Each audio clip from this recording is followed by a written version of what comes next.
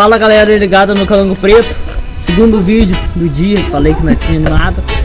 Kit de manobra básica, hoje eu vou ensinar vocês como mandar varial, mais conhecido como Pop Shove It.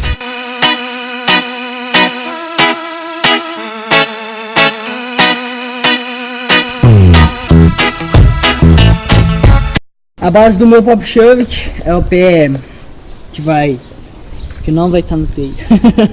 É o pé da frente, perto do parafuso, só para você levantar ele na hora que for rodar o Pop Shove It. E o pé de trás é bem cavucado assim, como se você fosse cavucar, né? Se tá cavucado, você vai cavucar pra você mandar o Pop Shove It.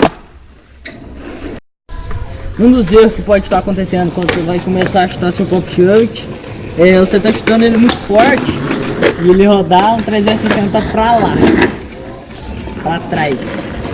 Outro erro é você não tá chutando, você tá chutando o Pop Shove It, mas você tá alavancando com esse pé, tá chutando também com o pé. Aí o skate tá rodando, você não vai estar conseguindo seu Pop Shove It.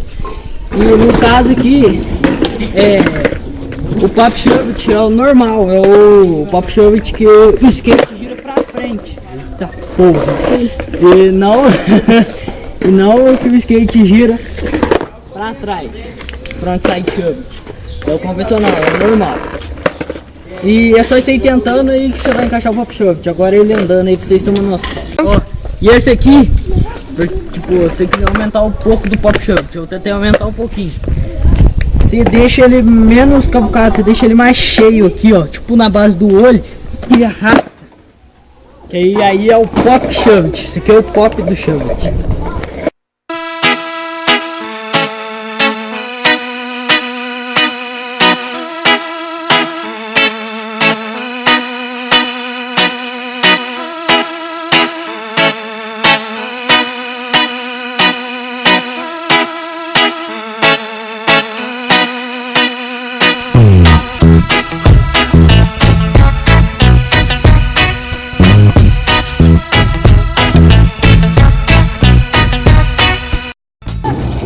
Esse foi o varial, Pop Shove It.